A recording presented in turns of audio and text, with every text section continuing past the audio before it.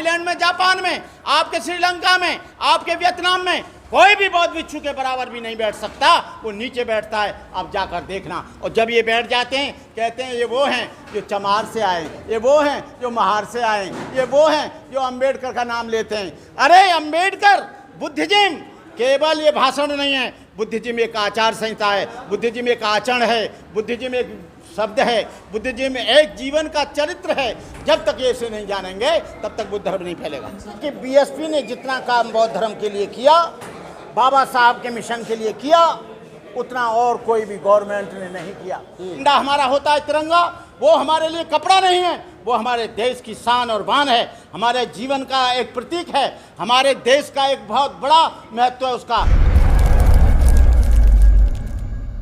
जो बुद्धिस्ट हैं उनकी संख्या करोड़ों में हो सकती है, लेकिन जो डिक्लेयर बुद्धिस्ट हैं उनकी संख्या केवल 92 लाख है। चाहे वो अरुणाचल के हों, असम के हों, मिजोरम के हों, मेघालय के हों, त्रिपुरा के हों, नागालैंड के हों, वेस्ट बंगाल के हों, चाहे वो महाराष्ट्र के हों या उत्तर प्रदेश के हों। उत्तर प्रदेश में, दिल्ली में 1.5 यहाँ पर बुद्धिस्ट डिक्लेयर हैं। तो जब तक स्वयं बौद्ध नहीं बनेंगे इनकी बात कोई नहीं मानेगा। विदेशी लोग कहते हैं कि वो लोग हैं जो केवल हमसे चंदा लेने के लिए, पैसा लेने के लिए और अपनी राजनीतिक पहुंच बनाने के लिए ये काम करते हैं। भारत में जितने भी चाहे बौद्ध संगठन हुए, चाहे और अनुसूचित जाति के संगठन हुए, चाहे अंबेडकर संस्थाएं हुई, उनका हादसा इतना बुरा हुआ है जैसे कोई सड़क पे जैसे कुत्ता मर जाता है, कुत्ता का एक्सीडेंट हो जाता है, वैसे अनुसूचित जातियों की संस्थाओं की हत्या हुई है। मैं इसका उदाहरण देता हूं। दलित पैंथर बनी, दलित पैंथर शिवसेना से बॉम्बे में टकराई, पूरे महाराष्ट्र में टकराई, और दलित पैंथर में मैंने काम किया, लेकिन दलित पैंथर का आदमी शिवसेना में चला गया, जिस शिवसेना से हमारी वैचारिक लड़ाई थी। लॉर्ड बुद्धा क्लब रामराज ने चलाया, रामराज बीजेपी में चला गया, बीजेपी से इलेक्शन जीतकर एमपी बना। दलित सेना रामविलास पासवान की बनी, वो जिंदगी भर कुर्सी से चिपके रहे। गंगा गए तो गंगा नाथ, तो जमुना गए तो जमुना दास। कोई भी गवर्नमेंट आ गई वो हमेशा सत्ता में रहे। भीम आर्मी बनी, मैं और सुरजीत एडवोकेट इस चंद्रशेखर से जेल में मिले और इसने कहा कि भंते जी मुझे छुड़ा लो, और मेरी आप भी थे मंच पर, स्पीच वायरल हुई, 1 करोड़ से ज़्यादा लोगों ने सुना। हम लोगों ने, आप लोगों ने आंदोलन किया। इसने कहा मुझे मच्छर खाते हैं, खटमल खाते हैं, जल्दी मुझे बाहर निकालो। मैंने कहा तू राजनीतिक पार्टी तो नहीं बनाएगा। लेकिन जैसे ही वर्चस्व बढ़ता है वैसे ही वो आदमी एक पार्टी बना लेता है, और वो अपना अस्तित्व सामाजिक सेवा में, सामाजिक संगठन में नहीं ढूंढता, बल्कि वो अपना अस्तित्व राजनीतिक पार्टी में ढूंढता है। मतलब कहीं ना कहीं जो हमारे लीडर हैं वो धर्म की बात ना करके अपने आप में लग जाते हैं, लेकर के तो बुद्ध कबीर नानक के मिशन को चलते हैं, लेकिन बाद में जाकर के वो राजनीतिक हो जाते हैं, जिससे कि जो मेन उद्देश्य है वो पीछे छूट जाता है। हाँ, ये जो बीएसपी के लोग हैं, जो बीएसपी से निकाल दिए गए हैं या बीएसपी में नहीं रहे हैं, वो लोग धर्म का काम कर रहे हैं, बहुत अच्छा है, लेकिन उनको ये मानना चाहिए कि बीएसपी ने जितना काम बौद्ध धर्म के लिए किया, बाबा साहब के मिशन के लिए किया, उतना और कोई भी गवर्नमेंट ने नहीं किया। जितना सांस्कृतिक परिवर्तन धरातल पर हुआ, जितना भी बुद्धा पार्क बने, अंबेडकर पार्क बने, कबीर पार्क बने, या कबीर के नाम पर जिला बना, या अंबेडकर के नाम पर जिला बना, या बुद्ध के नाम पर जिला बना, या आपके गौतम बुद्ध के नाम पर बना, या कबीर के नाम पर बना, रैदास के नाम पर बना, ज्योतिराव फुले के नाम पर बना, तो आपको बता दें वो कितना बड़ा काम हुआ। तो हम तो ये जानते हैं कि जब तक कोई राज सत्ता नहीं होगी तब तक बौद्ध धर्म फलेगा फूलेगा नहीं। अशोक राजा था तो उसने 84,000 बौद्ध स्तूप बनाए। हर्षवर्धन था, कनिष्क था, कुषाण था, उनके कार्यकाल में बौद्ध। ये जब तक राजनीतिक सत्ता नहीं आएगी कोई भी धर्म तभी फूलता फलता है जब उस पर राजनीतिक सत्ता होती है और राजनीतिक सत्ता उसको संरक्षण देती है, संरक्षण देकर अपने प्रचारकों को वो जगह जगह भेजते हैं। लेकिन आज तो कोई ऐसी संस्था नहीं जो बौद्ध भिक्षुओं का खर्चा उठाए। भगवान बुद्ध के समय में भी अनाथ पिंडक, प्रसेनजित, बिंबिसार, सुजाता, विशाखा 500 बौद्ध भिक्षुओं को खाना देती थी। लेकिन इन लोगों को इतना वो है अपने आप को शो करने के लिए, ये कभी अपने बौद्ध भिक्षुओं को अपनी मीटिंग में नहीं बुलाते और बिना बुलाए आ भी जाए तो उसे बोलने के लिए नहीं देते। मैं चैलेंज के साथ कहता हूँ, बिना बौद्ध भिक्षुओं को इस दुनिया में यदि सारी दुनिया में बौद्ध धर्म फैलाया तो बौद्ध भिक्षुओं ने फैलाया, नेताओं ने नहीं फैलाया, उपासकों ने नहीं फैलाया, किसी संस्था ने नहीं फैलाया। पूरे दुनिया में बौद्ध धर्म फैला, चाहे तो अमेरिका में फैला हो, चाहे थाईलैंड में फैला हो, सिंगापुर में फैला हो, ताइवान में फैला हो, चाइना में फैला हो, तिब्बत में फैला हो, जापान में फैला हो, बौद्ध भिक्षुओं ने उसको फैलाया। लेकिन भारत में बौद्ध भिक्षुओं की अवहेलना की जाती है।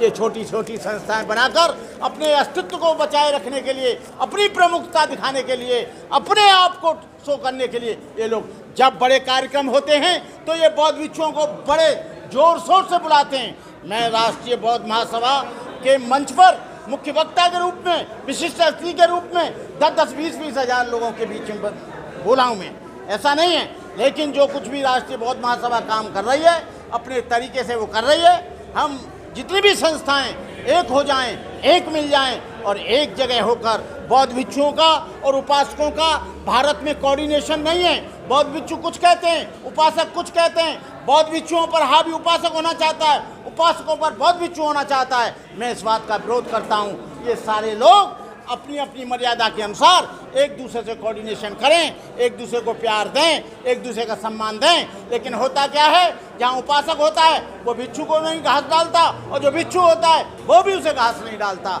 जब तक बौद्ध भिक्षुओं का, उपासकों का ये 4 संगठन है, एक उपासका संघ, एक उपासक संघ, एक भिक्षुणी संघ, एक भिक्षु संघ, ये रथ है, ये 4 पहिए हैं। 4 पहिए में से एक पहिए को निकाल दोगे वो नहीं चलेगा। जब तक बौद्ध भिक्षुओं के बीच में और उपासकों के बीच में कोऑर्डिनेशन नहीं होगा तब तक नहीं चलेगा।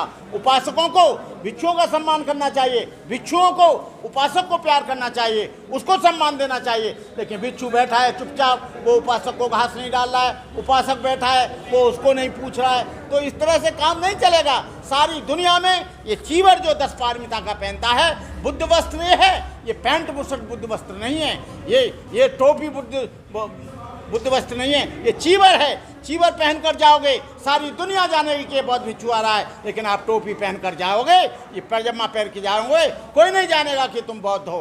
बौद्ध के लिए बौद्ध भिक्षु एक आइडेंटिटी है, बौद्ध भिक्षु एक प्रमाण है, बौद्ध भिक्षु एक उसकी पहचान है।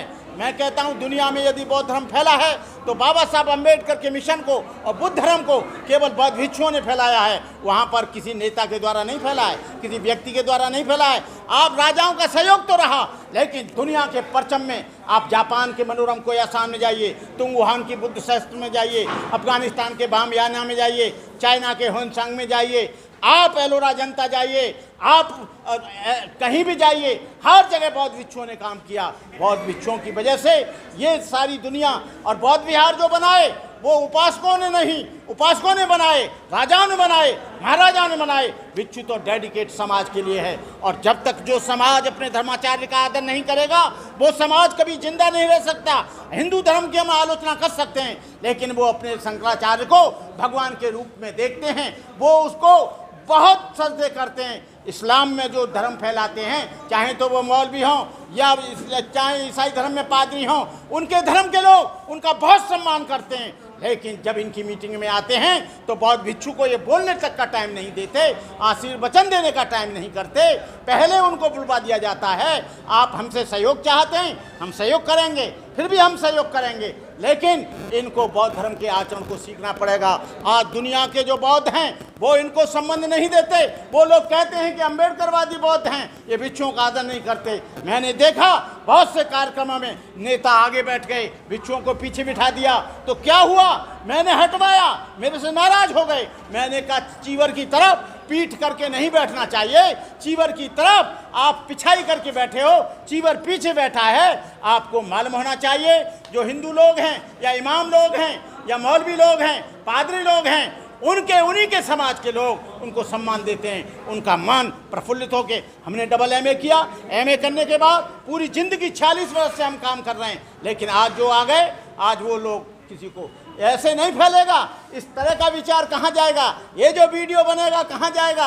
जो वीडियो बनते हैं सारी दुनिया के लोग देखते हैं कि देखो बौद्ध भिक्षु पीछे बैठे हैं और ये उपासक आगे बैठे हैं। बोले इनमें तमीज़ नहीं है। पहले तो ये तमीज़ सीखें, पहले तो ये आचार संहिता सीखें, पहले तो ये बौद्ध धर्म के नियमों को सीखें, पहले तो ये विनय पिटक को जानें, पहले ये तमाम चीज़ों को जानें, तब यहाँ पर बौद्ध धर्म फैलेगा। इसके अलावा हिंदू लोग लीड कर रहे हैं बौद्ध धर्म को, उनको तमीज़ नहीं, उनके बच्चे बुद्धिस्ट नहीं, उनकी पत्नी बुद्धिस्ट नहीं, उनके बच्चे दारू पी पी के भाग रहे हैं और दुनिया को बौद्ध बनाने के लिए भाग रहे हैं। मैं कहना चाहूँगा लोगों से कि आप धर्म का काम तो करते रहिए, लेकिन आप सलीके से धर्म के बारे में भी अध्ययन करें, समाज को जानें। अंगुत्तर निकाय पढ़ें, दिग्ग निकाय पढ़ें, मंजिल निकाय पढ़ें, खुद्दक निकाय पढ़ें, आप त्रिपिटक पढ़ें, विनय पिटक पढ़ें, सुत्त पिटक पढ़ें, अभिधम पिटक पढ़ें। आपने एक किताब तो पढ़ी नहीं, केवल बुद्धायन धम्मा के 2-4 पाठ पढ़ लिए, धम्मपद पढ़ा नहीं, विशुद्धि मग पढ़ा नहीं और बौद्ध बनाने चले।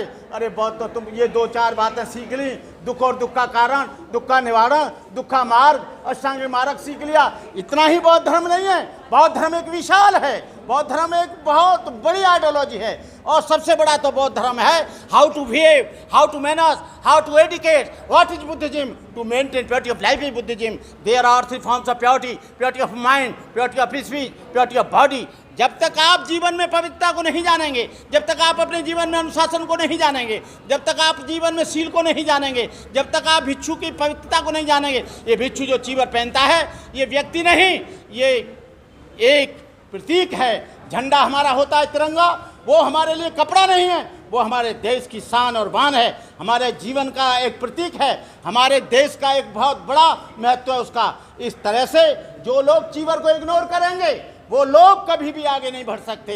मैं देखता हूँ, मुझे कहने में कोई जुजलाट नहीं, कई कार्यक्रमों में, राष्ट्रीय बौद्ध महासभा के कार्यक्रमों में मुख्य रूप से नेता लोग आगे बैठ जाते हैं, चीवर पीछे बैठ जाता है, ये आगे कुश्ती सफ़ेद कपड़ा पहन के बैठ जाए। जब मैंने विरोध किया, हमने कहा सारे बौद्ध भिक्षु उठकर चले जाएंगे। धर्मप्रकाश भारती जी जब सांची में कार्यक्रम किया, जब आपके आगरा में कार्यक्रम किया, जब इन्होंने सारे कार्यक्रमों में मुख्य वक्ता के रूप में रहा, लेकिन बहुत मुश्किल से जब हम लोग भागने लगे तब इन्होंने आगे से कुर्सी हटाई। तो ऐसा क्यों करने की जरूरत है? आप स्वयं ही जानिए कि भिक्षुओं के आगे कोई उपासक ना बैठे। आपको मालूम होना चाहिए, थाईलैंड में, जापान में, आपके श्रीलंका में, आपके वियतनाम में कोई भी बौद्ध भिक्षु के बराबर भी नहीं बैठ सकता, वो नीचे बैठता है। आप जाकर देखना। और जब ये बैठ जाते हैं कहते हैं ये वो हैं जो चमार से आए, ये वो हैं जो महार से आए, ये वो हैं जो अम्बेडकर का नाम लेते हैं। अरे अम्बेडकर, बुद्धिज्म केवल ये भाषण नहीं है, बुद्धिज्म एक आचार संहिता है, बुद्धिज्म एक आचरण है, बुद्धिज्म एक शब्द है, बुद्धिज्म एक जीवन का चरित्र है। जब तक ये इसे नहीं जानेंगे तब तक बुद्ध धर्म नहीं फैलेगा।